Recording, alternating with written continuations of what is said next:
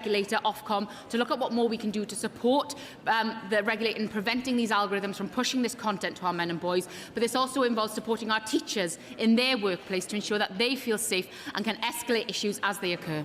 Ray Goldman, Liberal Democrat spokesperson. Thank you. Mr. Speaker, since I last raised the subject of suicides after domestic abuse, the Domestic Abuse Homicide Project has reported on the previous 12 months and seen a significant rise in cases. This morning I held a roundtable with some of the organisations campaigning to ensure that suicides in cases of domestic abuse are investigated from the outset as homicides. They all agreed that action is needed now. One small change that they said would make an important difference was requiring police officers to turn on their body-worn cameras when attending sudden deaths in domestic settings and tagging it afterwards. This way, important evidence will be preserved. So will the government encourage the College of Policing to update its guidance to introduce such a requirement? I thank the Liberal Democrat spokesperson for her question. I had the privilege of meeting with the Katie Trust last week to discuss this precise issue, and later today I'm meeting with Advocacy After Fatal Domestic Abuse and Dr. Anna Hopkins to look at what more we can do here. She will know the Law Commission are reviewing the law of homicide to look at precisely the issue she raises. That work is ongoing, and the government will examine the recommendations when they come forward. Robin Moore. Number 4, Mr. Speaker. Thank you, Mr. Speaker. We all know that the current SEND system fails too many families.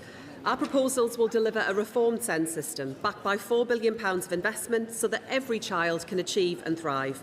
A 3-tier framework will provide targeted and specialist support, strengthened education, health and care plans, early intervention, access to specialist services and better outcomes for all of our children. Robin Moore. Thank you, Mr. Speaker. Last week I met with Alice Jones, the head teacher at Oxenhope Primary School, to talk about the funding challenges they are facing supporting children with SEND and her deep concerns regarding the planned SEND reforms under this government, including shifting ECHPs to individual support plans, therefore limiting protection for ECHPs to only the most complex cases, which will reduce the necessary financial support for children in mainstream schools. So what reassurance can the Secretary of State give to Mrs Jones and the many other head teachers that have contacted me in my constituency who believe that the government's SEND reforms will not address the current challenges? Mr. Speaker, I do recognise the serious point that the honourable gentleman sets out, and that's why we have launched a consultation so that we can hear directly from school leaders, from parents, from young people about what we need to do to make this system work better. And I would encourage school leaders in his constituency to review that and to share their views. But I do want to be clear, Mr. Speaker, that this is about improving support, earlier support, making sure that all children are able to access what they need as quickly as possible. The current system is too adversarial, it isn't working, and I've heard from too many parents that have been badly let down by the system that he and his party left behind. Thank you, Mr. Speaker. Can I welcome the government's commitment to making sure that every child in Gloucester with SEND gets the support they need at the earliest stage of their education? I'm welcoming the £4.6 million investment in the Experts at Hand service in Gloucestershire coming for the next academic year. Can the Secretary of State update the House on the discussion she's having with the Department for Health on their workforce plan to make sure that we have the workers needed to deliver that support in Gloucester? I'm grateful to my honourable friend, and he is a true champion for children and young people and families right across his community. He raises an important point, and that's why the SEND consultation that we've brought forward is a joint document that we share with the Department for Health and Social Care, because we know that this is about having a system that better responds to children's education needs when they're in school, but also those wider health needs too. And that's why our Experts at Hand initiative will make sure that there is better targeted specialist support for all children who need it, avoiding the lengthy waits, the arduous process and the adversarial system that too many parents at this minute have to endure. We've got to go to topicals. Tony Vaughan. Thank you, Mr. Speaker. Following the... question number 1. Secretary of State.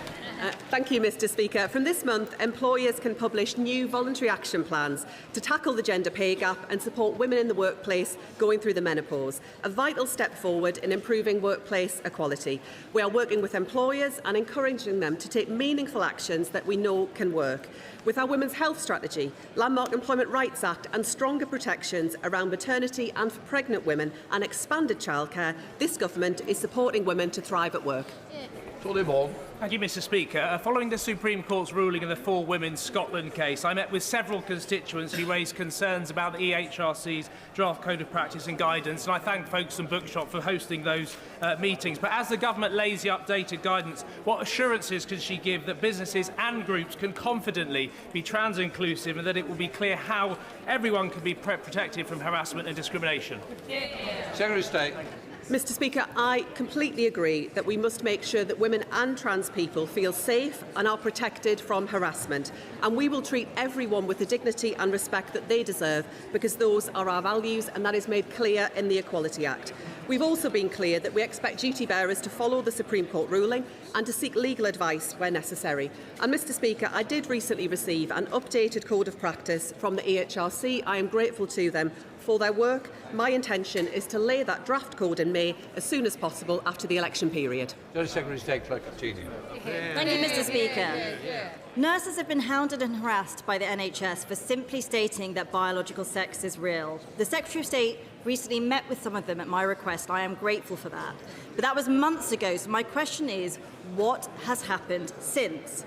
Has she got an answer from the Nursery and Midwifery Council about how many more nurses are facing these witch hunts? Has she got a date from the Health Secretary for when the NHS will ensure single-sex changing rooms for staff? In short, what can she say to these hard-working nurses whose lives have been ruined by senior people in the NHS? Secretary of State. Mr. Speaker, my message to nurses, to anyone working in our NHS, is that they deserve dignity at work.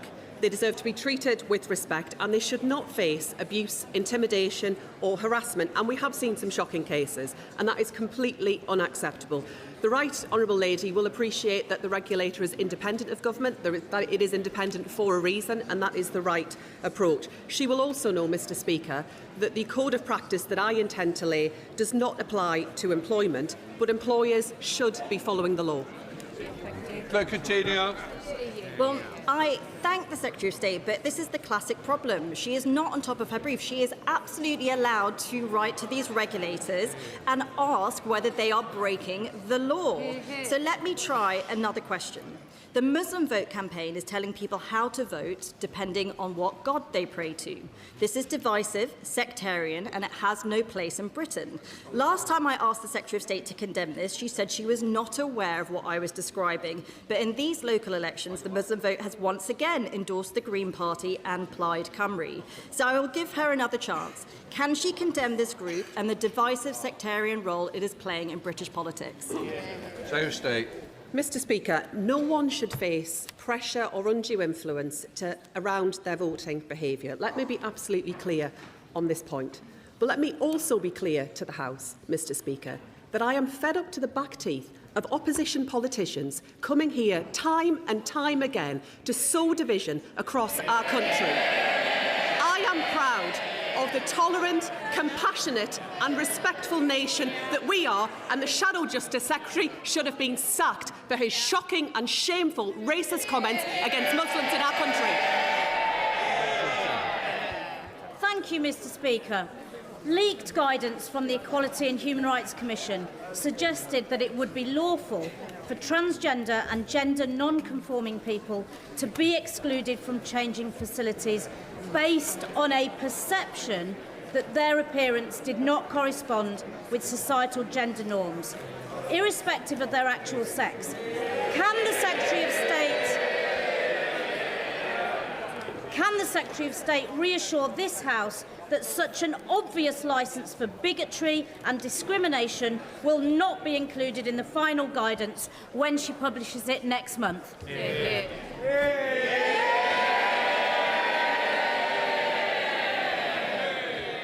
Mr. Speaker, Mr. Speaker, I thank the honourable member for her important question. She will appreciate, I'm sure, that I cannot comment on the draft code of practice, but I want to reassure this House that trans people will continue to be protected from discrimination in the Equality Act.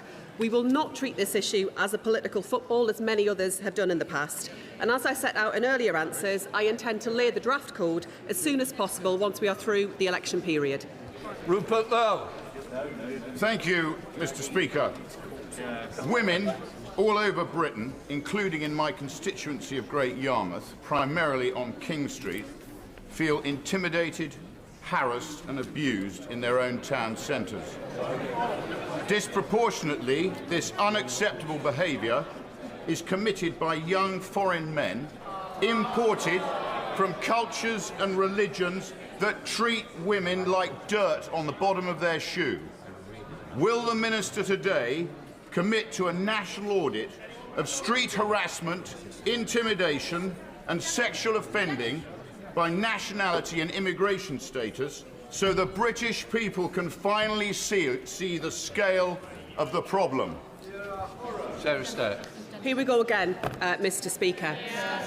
I note that an investigation by a KC into the honourable member's conduct concluded that there was credible evidence that he had mistreated 2 female members in a way that, and I quote, Mr. Speaker, in a way that seemed to amount to harassment. I don't want to hear anything from him about violence against women and girls or harassment. We now come to Prime Minister's questions. Gurinder Singh Josan.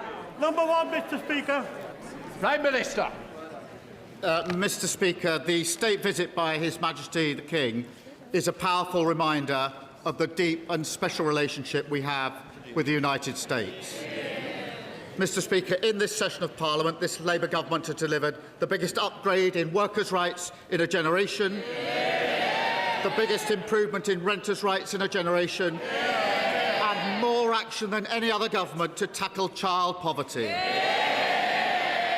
At the King's speech, I look forward to setting out what more we will do to change our country for the better. Mr. Speaker, this morning I had meetings with ministerial colleagues and others. I shall have further such meetings later today. Gurinder Singh Josan. Thank you, Mr. Speaker. Can I firstly thank you for meeting with me recently to view a 1,000-paper crane folded by residents in Bearwood as a recognition of the diversity of Smethwick, in which neighbours and communities just get on with each other. Mr. Speaker, residents in my Smethwick constituency and across Sandwell benefit from the lowest council tax in the West Midlands, investment in new leisure centres, parks and all our libraries kept open. Sandwell's the 3rd best in the country for fixing potholes, expanded breakfast clubs, free school meals and cheaper school uniforms for our children.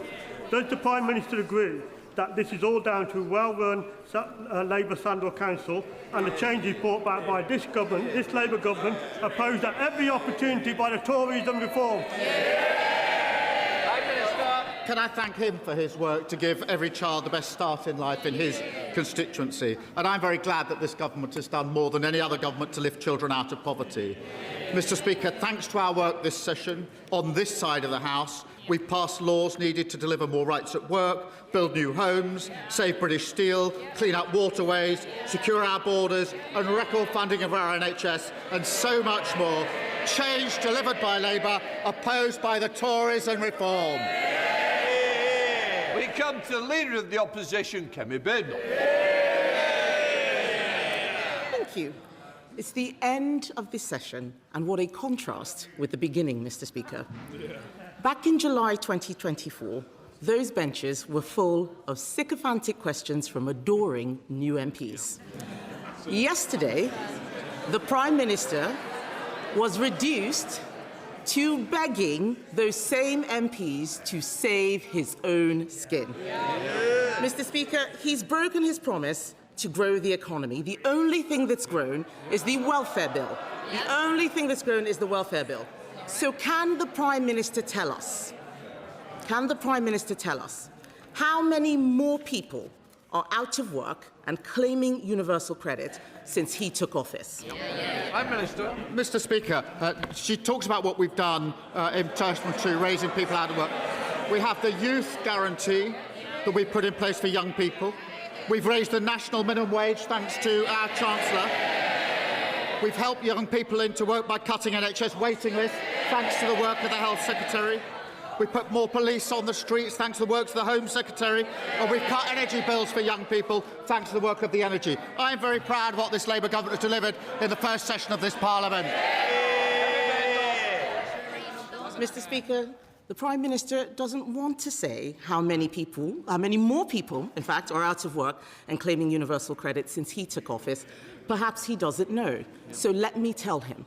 The number is 1.5 million people. That is the entire population of Leeds, Cardiff and Edinburgh put together. Hard-working people are being taxed more and more to pay for a ballooning benefits bill. So can the Prime Minister tell us why, on his watch, for the first time ever, we are now spending more on welfare than we earn in income tax?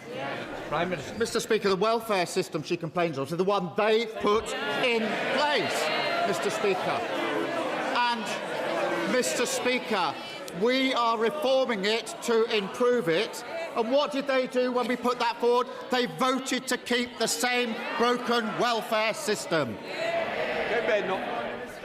Mr. Speaker, that answer was as honest as his reason for sacking Ollie Robbins. Perhaps he'd like to apologise for that right now. Let me tell him why we're spending more on welfare than we're earning in tax. It's because of him and his terrible policies. This is all under him. We are spending so much on welfare, we cannot afford to defend the country. And if he won't listen to me, Mr. Speaker, perhaps he'll listen to the former Labour Defence Secretary, Lord Robertson, who is saying, and I quote, "We cannot defend Britain with an ever-expanding welfare budget." I agree with Lord Robertson. Why doesn't he? Mr. Speaker, this is the Labour government that increased defence spending, the highest sustained spend since the Cold War. What did they do, Mr. Speaker? When they came into power, defence spending was 2.5%, and when they left power, it was 2.3%. And even their own Secretary of State admitted they hollowed out our armed forces. So we'll take no lectures from them on defence. Mr. Speaker, talking about more defence spending is not the same as giving more money for defence. He has been in office for nearly 2 years, Mr. Speaker. What he does have, he's got a welfare plan until 2031, but he's not produced a defence investment plan. We have gone backwards on defence under him because we are borrowing to pay for welfare. Yesterday, we learned that the cost of government borrowing is now the highest in 2 decades. That's under him. Instead of getting a grip on the economy, the Chancellor is briefing out rent controls to curry favour with left-wing backbenchers. This is not a serious way to run the economy. It is time the Prime Minister gives her an easier job. So will he listen to businesses, listen to the country and reshuffle the Chancellor? Mr. Speaker, at the spring statement, the Chancellor was very proud to say inflation was down to 3% and falling, 6 interest rates in a cut. We've seen the growth figures for the early part of this year. And she says, well, the cost of borrowing's gone up. Yes, because there's a conflict in Iran. And what did she want to do? What did she want to do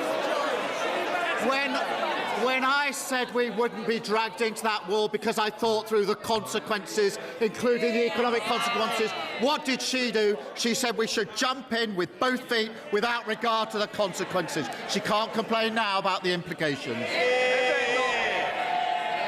Mr. Speaker, I didn't hear him say he's not reshuffling the Chancellor. It sounds like she's toast. Meanwhile, the former Deputy Prime Minister is on manoeuvres. This government is like a bad episode of Game of Thrones. His own people have turned against him, and all the while, the Prime Minister is holed up in his castle, wetting himself about a visit from the King in the North.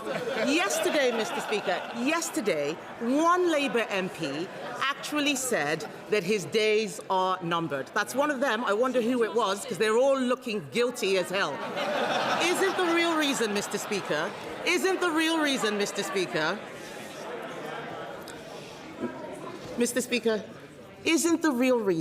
the Prime Minister can't cut welfare that he squandered all his political capital saving his own skin? Mr. Speaker, she talks about political games. That's what she was doing yesterday. This House considered our motion and rejected it decisively because everyone saw it for what it was, a desperate, baseless political stunt ahead of the May elections. And, Mr. Speaker, whilst she and they were playing games here, I was chairing a meeting in Cobra, going through the contingencies and managing our war in the Middle East. Mr. Speaker, they think political games here is more important than managing the implications of the war in the Middle East, which will affect every single one of their constituents. And none of them ask any questions about it. None of them want to debate it. They just want to debate silly political stunts. Because, Mr. Speaker, even though we didn't join the war, no thanks to her, my duty is to protect the British public from the consequences, and nothing is going to distract me from what matters to the British public. Mr. Speaker, I think the whole country is sick of this man's tone-deaf, pompous moralising.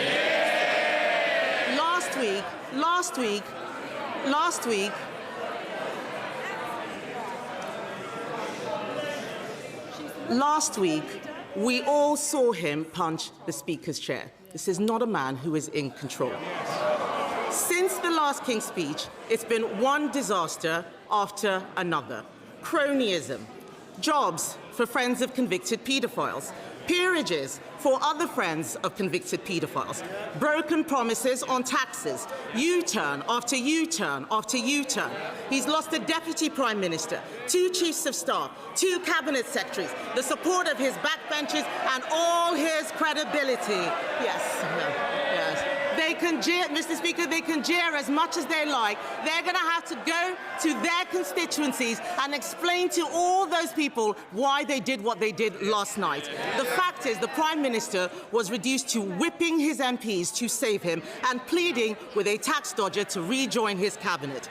How much longer do we all have to put up with his shambles?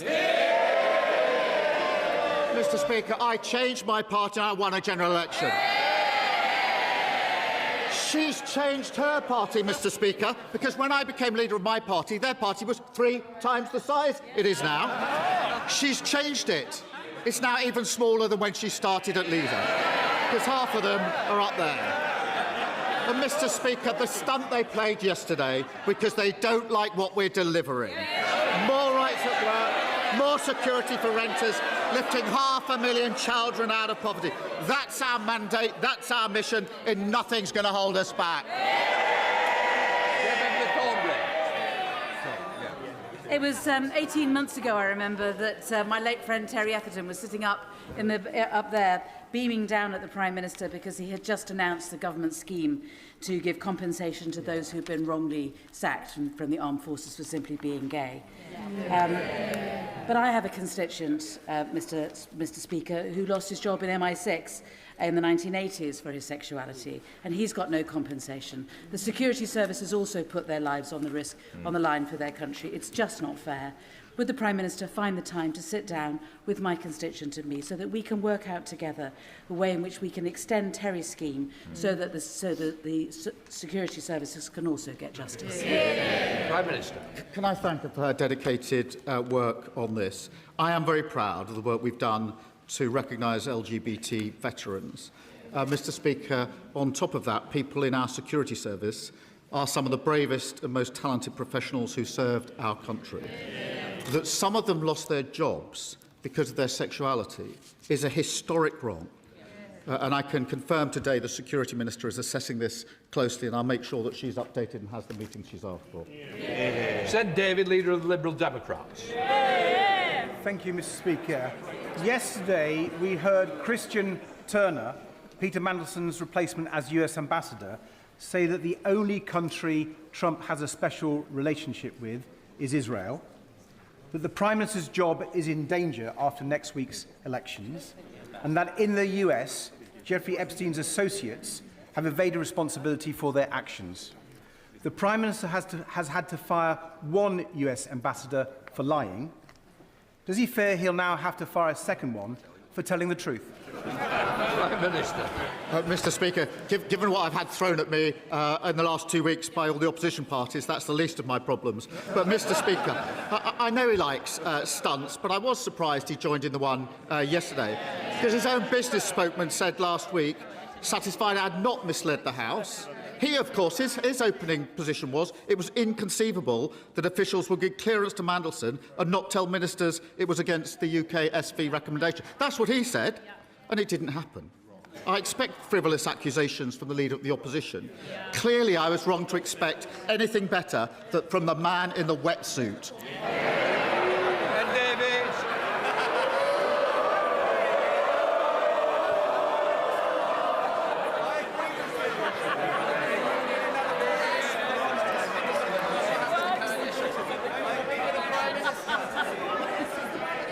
Mr. Speaker, I've got my dry suit on today, and let me tell the Prime Minister that when Boris Johnson was faced with that motion, he didn't whip his MPs.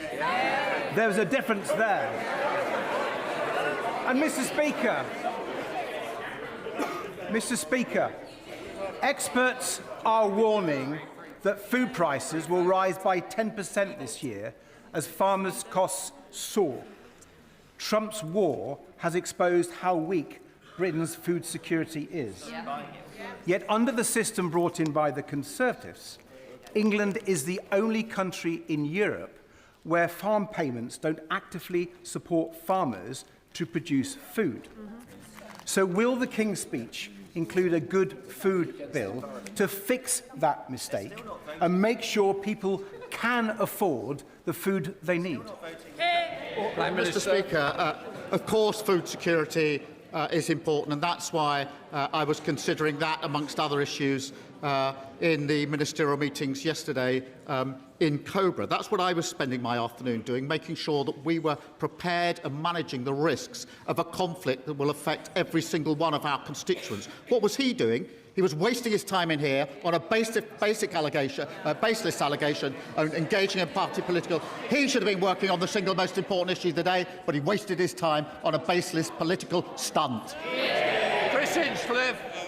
Thank you, Mr. Speaker. The war in Iran has exposed how dangerously reliant we are on imports for our food, fuel and medicine.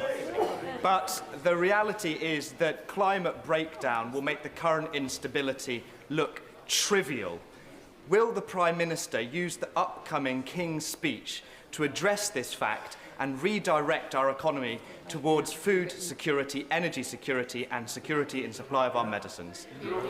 Well, he's absolutely right to highlight the real risk of climate change, both internationally and at home. And I'm proud, Mr. Speaker, we've restored the UK's position as a global leader on climate action. And that means cutting emissions with our carbon budget, investing £7 billion in nature recovery, and driving ahead with renewables. They're the right steps to protect supply chains, protect our economy, and to protect working people. Stephen Flynn.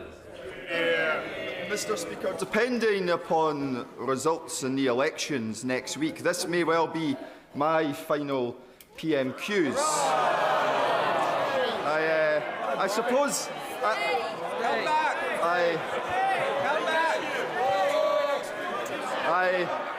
I suppose, Mr. Speaker, the same is perhaps true for the Prime Minister as well. But before then, does he understand that, yes, it's because of inaction on the cost of living crisis, yes, it's because of the debacle of the winter fuel payment, yes, it's because of the 1,000 jobs being lost a month in Scotland's North Sea and the closure of Grangemouth, yes, it's because of his judgment on Matthew Doyle and Peter Mandelson, but above all else, the reason why his time in office will soon be coming to a close is because he promised change but has delivered chaos. Mr. Speaker, I'm proud of what this Labour government has achieved, and I'm proud of what we will achieve. If it is his last session here, let's reflect on his great achievements in Westminster. He kicked out his predecessor and then lost 39 MPs at the next election. I hope he can keep up that record in Holyrood next week.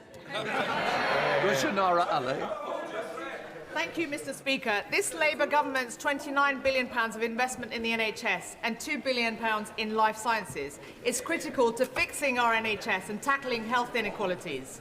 The Barts Life Sciences cluster in Whitechapel will become one of Europe's leading NHS-centred clusters, and we've already secured £800 million in private investment. Will the Prime Minister direct the Office for Investment to co-sponsor this initiative and ensure the National Wealth Fund co-invests so we can turn East London's health inequalities into to a driver for UK life sciences growth, transforming the future of healthcare in London, the UK and globally?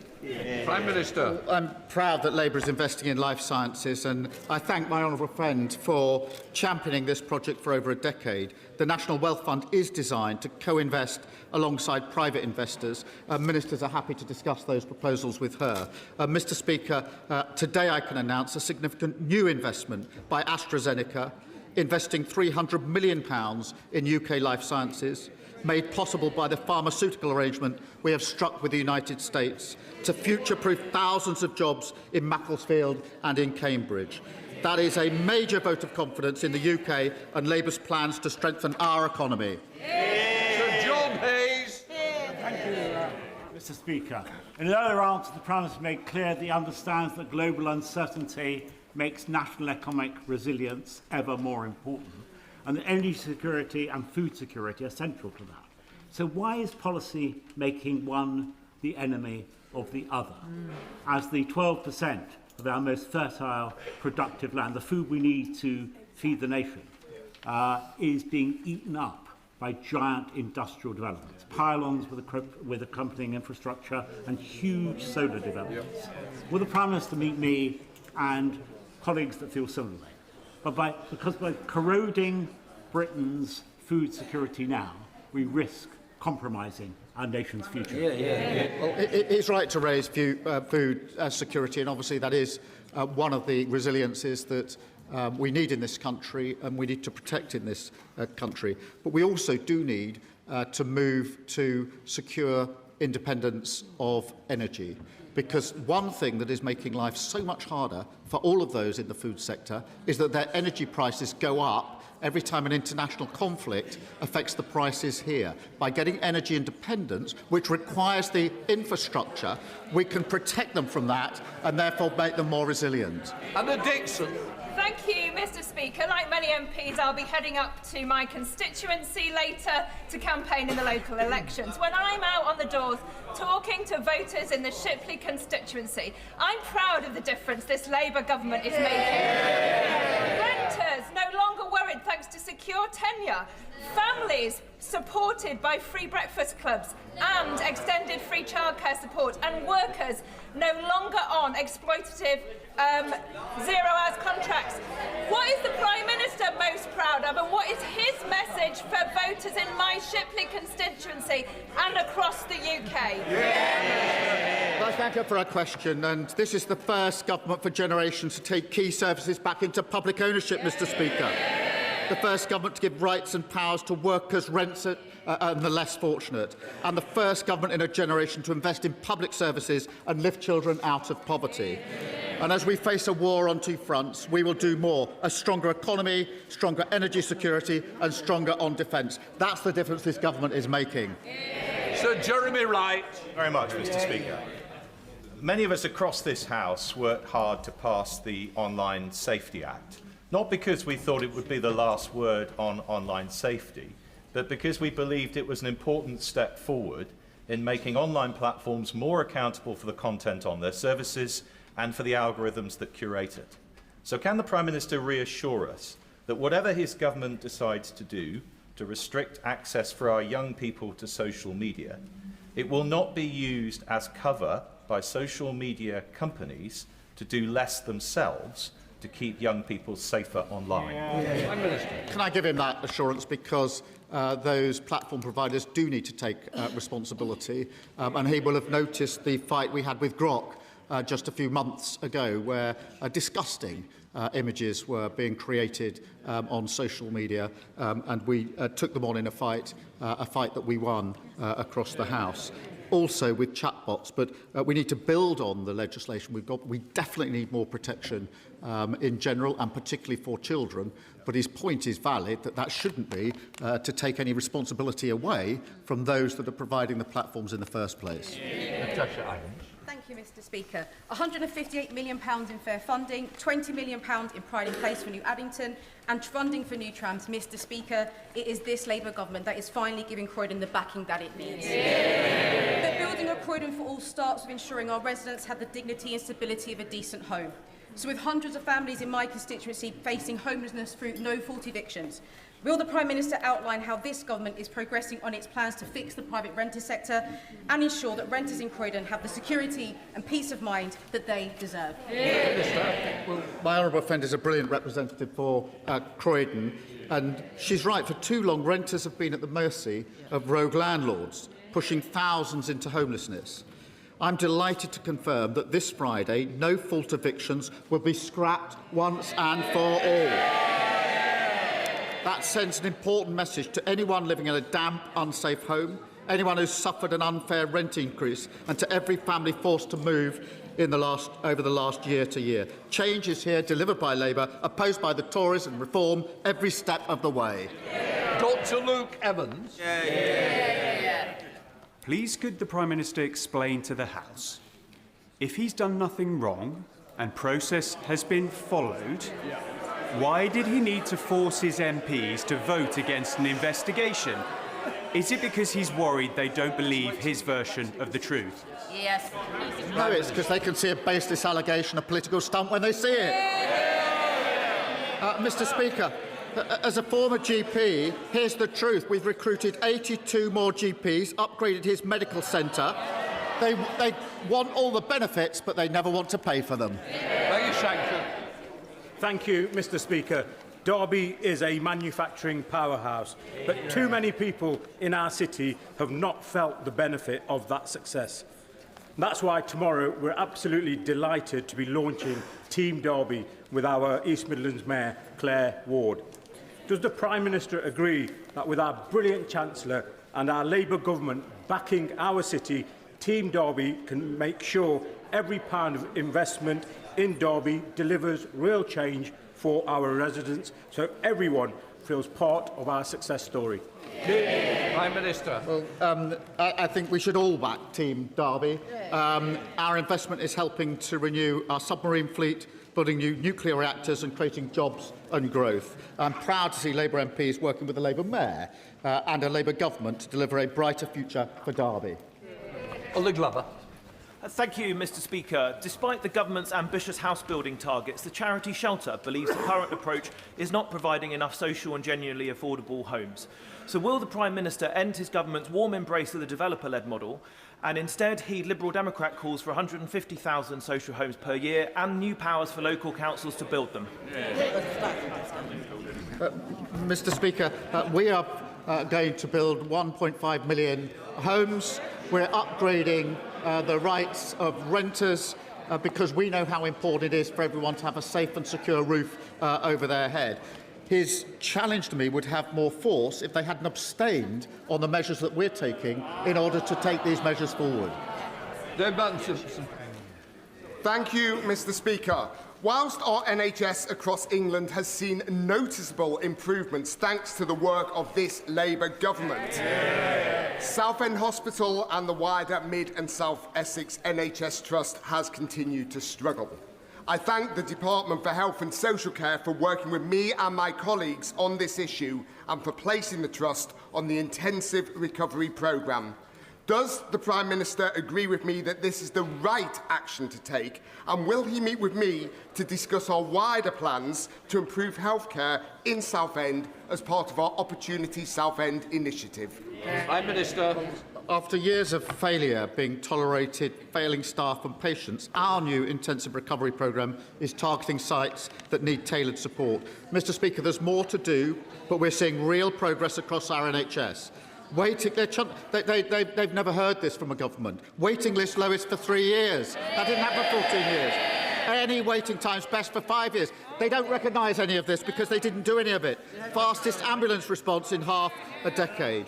And don't forget the parties opposite opposed the record investment that was necessary to make all of that happen. Thank you, Mr. Speaker. Everything international law is supposed to protect is being violated. A genocide against the Palestinian people, the catastrophe in Sudan, the Gazification of Lebanon. Against this backdrop, the government last week closed the International Humanitarian Law Unit and stopped funding access to the CIR database of 26,000 human rights and conflict incidents across Israel, Palestine and Lebanon. This database underpins decisions on IHL breaches, arms export suspensions and whether the UK itself is acting within the law. Usually, criminals or their accomplices are the ones destroying evidence of their crimes. Instead, not a human rights lawyer or a government apparently committed to upholding international law. So my question is simple. Prime Minister, Prime Minister, Prime Minister. Sir, you've taken far too long, Prime Minister. Mr. Speaker, let me reassure the House that the work of the International Law Unit has not ended. It will simply be done by a different team under a restructure. We will, of course, continue to monitor international humanitarian law in Gaza and elsewhere and invest in conflict prevention and resolution. The picture. Thank you, Mr. Speaker. This Labour government has backed the reopening of Doncaster Sheffield Airport from the very start. It means jobs, investment, growth and opportunities, not just for Doncaster East and the Isle of Axholme, but for the whole region. Now, the Reform Councillors in Doncaster are considering reversing their decision to support the investment, which would currently facilitate that airport from reopening. Does the Prime Minister agree with me that the airport remains a huge priority for the area, and will he continue to work with us to find a way forward to make sure that we get our airport back open? Well, my honourable friend is a champion for this crucial local project, and I thank him for his work. And I know from visiting Doncaster just how vital reopening the airport is for local residents. It will be a huge boost for South Yorkshire and unlock thousands of jobs. I'm deeply concerned by reports that decisions by Reform in Doncaster could put the reopening in jeopardy. Labour put the plan in place. Reform should honour their promises, stop playing games and get the airport open.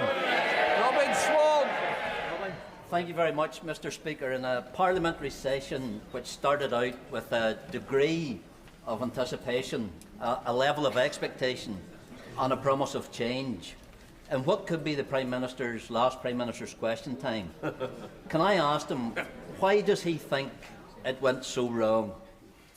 Was it his failure to support our WASPy women, his failure to support our farmers, or his failure to support our Northern Ireland veterans and victims of the Northern Ireland Troubles?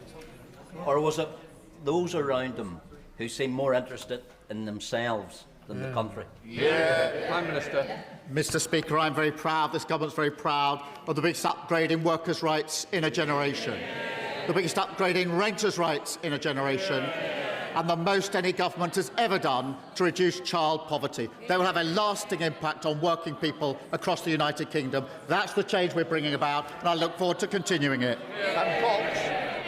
Thank you, Mr. Speaker. As this parliamentary session draws to a close, it seems a good moment to reflect on the legislation passed since the general election. Not all of it, of course.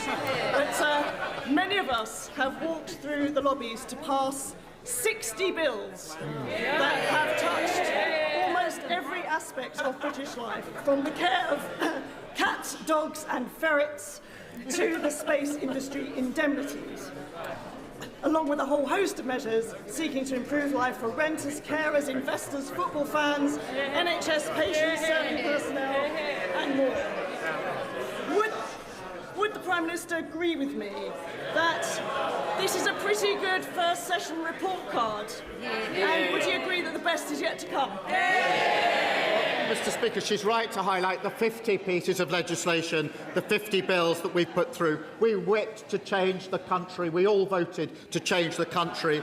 They, of course, opposed almost all of it. That's why we've got stronger rights for renters. That's why we've got stronger rights for workers, investing in our roads and railways, reforming SEND and driving down waiting lists, all opposed by the parties opposite. And we're only just getting started, Mr. Speaker. We're going to go further on a stronger economy, on energy security and a stronger defence. Final question, Sarah Gibson. Thank you, Mr. Speaker. Before we leave this House for several weeks, I feel absolutely necessary to raise an issue within my constituency, which I have been trying to get an answer from DEFRA and from the EA, where we have a landfill site in Caen that is producing sulphurous smells that is causing residents to need to close their windows, causing children to have sore throats. And yet I am not getting any answer except that the Environment Agency itself admits that controls may not be working effectively. Like my constituents, I find it really disappointing that we are not getting any serious response. This is not the kind of thing you expect in the UK. You do not expect the air you breathe not to be safe. And I would like to urge the Prime Minister to help me in getting a response from DEFRA and from the EA on what measures can be put in place to reassure my constituents that they are not suffering ill health. Thank you. Well, can I thank her for raising the issue? Now she has raised it with me, I will make sure that I go away and chase up that she gets the reply and importantly that they are entitled to. That completes Prime Minister's question. Catherine West, point of order. Thank you very much, Mr. Speaker. The whole House will be very concerned to hear about the dreadful stabbings this morning in the borough of Barnet, and as the member for Hornsey and Fry and Barnet, I'm very worried about this repeated violence against the Jewish community. And Mr. Speaker, I just wanted to reach out to the whole House to say we condemn these alleged attacks, and we wish the police, the council and all the community services the very best in solving this and bringing to justice those perpetrators of these violent crimes. Prime Minister, would you want to respond? Yeah, can I first thank her for raising this issue, which I had learnt about before Prime Minister's questions. It is deeply concerning to everyone in this House. There is now a police investigation, and I think we all need to do everything we can to support that investigation and be absolutely clear in our determination to deal with any of these offences, the like of which we've seen too much recently. Okay. Point of order, John MacDonald. Mr. Speaker, as you know, as Secretary of the NUJ Parliamentary Group, I raised earlier this week a point of order concerning the US agency APCO's role in undertaking an investigation of journalists for Labour Together, which resulted in the smearing of those journalists. I explained that as a result of concern about the reach of APCO's investigation, a number of honourable members had submitted subject interest requests to the company and to Labour Together. There's been a delay in the response from Labour Together to these requests, but APCO has confirmed in a very redacted form that information on MPs was being collected. And I referred this week to information from a whistleblower, a freelancer involved in the Labour Together inquiry, indicating that APCO had instructed this person to destroy files and material related to the inquiry. Only hours ago on the Financial Times online, we have confirmed that tapes do exist that include conversations by APCO's Head of Media Relations for Europe, Tom Harper, discussing the deletion of an email account and saying, I quote, whether they will be able to see that through digital forensics or something like that, references with regard to this inquiry. He also refers to processes to muddy the waters and the audit trail.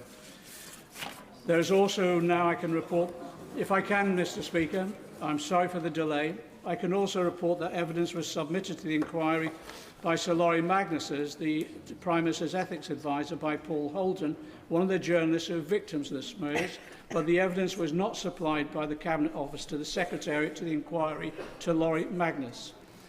On behalf of the NUJ Parliamentary Group, I want to express our concern, but also it is important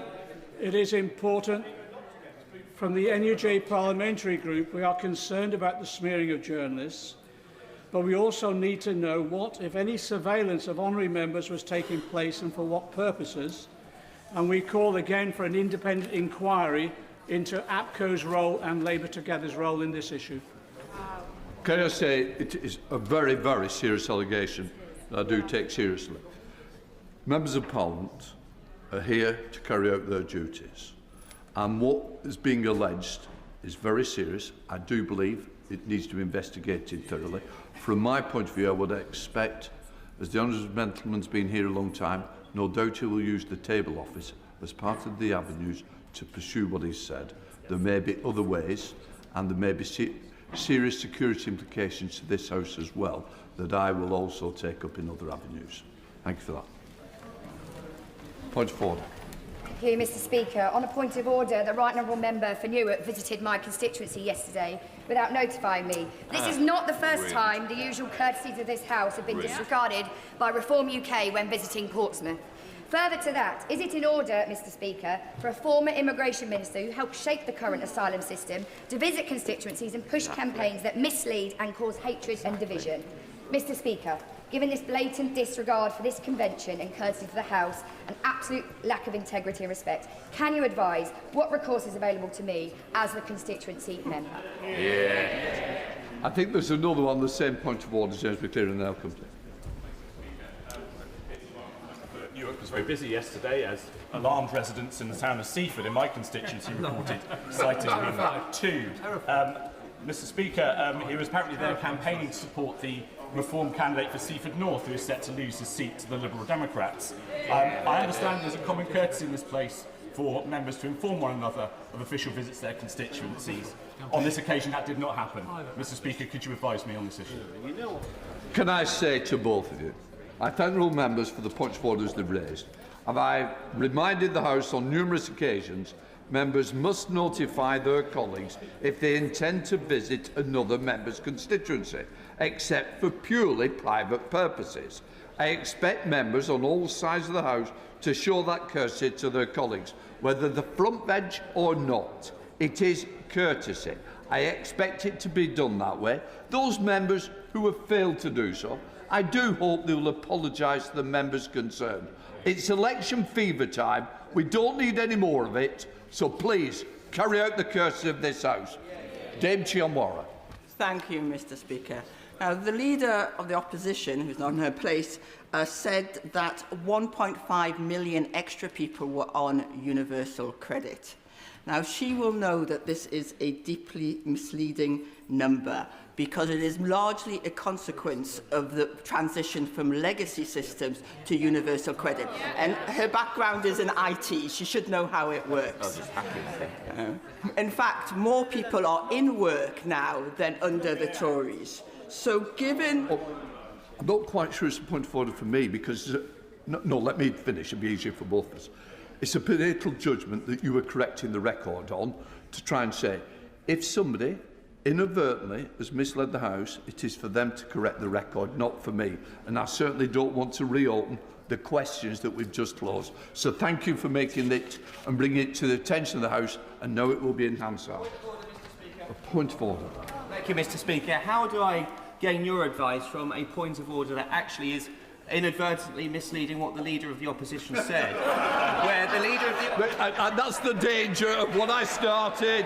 Can I just say, that's the problem. We've had some very serious points of order. Let's leave it with the serious points of order before... We haven't got the time to play around. Right. Richard Holden. Point of order, Mr. Speaker. I seek your guidance on two matters relating to completeness of ministerial answers to this House. In a recent answer to my honourable friend, the member for Leicester East, on the 24th of April, the Minister for Transport, the member for Wakefield and Rothwell, referred to an attached spreadsheet to a written parliamentary question which wasn't provided. This is the third time this has happened in recent months. In addition, I wrote to the same Minister on March the 2nd, seeking clarification of an earlier written answer in light of remarks he made in Westminster Hall on the 27th of January, and have still yet to receive a reply. Could you advise me, Mr. Speaker, how members can secure timely and complete information when matters referred for answers are still... I think we both grasp it. And you know the answer better than I do as do, Mr. Holder. As a former Secretary of State and Minister, you know very well how these things happen. Look, let me just say, I thank the Right Honourable Member for his point of order. He will know that I'm not responsible for ministerial answers. However, all members should receive full and timely answers. The Treasury bench will have heard his concerns, and I hope they'll be passed on to the relevant minister. I would also say we've got the Leader of the House who shares my concerns on the time that it is taking to answer letters. It isn't good enough. It's not acceptable. We have a period of calm, and hopefully when we come back, we can get all the outstanding questions answered. Right. Now then, let us move on to the 10-minute rule motion. We now come to 10-minute rule motion. Alan Mack. Thank you, Mr. Speaker. I beg to move that leave be given to bring in a bill to make provision about the delivery of in-person banking services, to require the Financial Conduct Authorities to set standards for the provision of in-person banking services and for connected purposes. Mr. Speaker, in places like Hayling Island and Emsworth in my Havant constituency, if individuals cannot bank online or travel to the next town, they cannot bank at all. Across the country, this is not an isolated problem. This is actually the reality for millions of people. There are now nearly 50 constituencies represented on both sides of the House without a single bank branch left, and over 90 more are down to their final branch. Since 2015, more than 6,600 bank branches have closed, around two-thirds of the network we once had. In-person, face-to-face banking services have in many places simply disappeared. And while online banking works for many, it does not work for everyone, with the latest FCA figures confirming over 3 million people in the UK don't use online banking. Mr. Speaker, when it comes to older people in particular, Age UK report that nearly 4 in 10 over 65s who have a bank account don't manage their money online, and 3/4 still want to carry out at least some banking in person, which the Consumer Rights Organisation also makes an important point. When branches close, people don't just lose a building, they lose access to help when things go wrong. For older people, people with disabilities, small businesses handling cash, and for people in rural, suburban and coastal communities, this is not about convenience. It's about independence, it's about practicality, and it's about dignity and fairness. Mr. Speaker, whilst I've so far outlined some of the challenges, I should also state that significant progress has also been made on this issue. It was the last Conservative government that took action. Through the Financial Services and Markets Act 2023, we protected access to cash and supported the rollout of banking hubs across the country. Today, these banking hubs are a Conservative success story, with UK Finance, the trade body, reporting that nearly 9 in 10 customers would recommend using a hub. I want to recognise also the vital role that banks themselves have played in this transition. Many have worked together to support and fund the rollout of banking hubs, and they continue to provide services in communities where branches have closed, for example through mobile banks and pop-ups. I also want to pay tribute to the Post Office network and their staff, who play a vital role in providing access to cash and basic banking services in communities across the country, represented by members across this House. So, Mr. Speaker, the introduction of banking hubs was the right approach. It was necessary, and it's already making the right difference. But now we face the next challenge.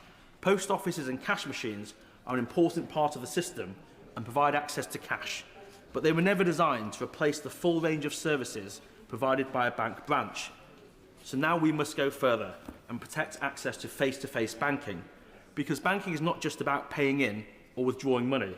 It's also about fixing a blocked card, resolving a failed payment, sorting out fraud, and getting advice and help when it matters the most. And on fraud specifically, Mr. Speaker, there are now 3 million cases a year, and most begin online. When something goes wrong, having someone to help in a face-to-face context can be the difference between stopping the fraud early and losing life savings. And for those who are offline, this is not just a theoretical issue. A pensioner with a frozen account shouldn't have to travel miles just to speak to a human being. A small business shouldn't be left waiting on hold when they need to pay their customers or suppliers or staff. A first-time buyer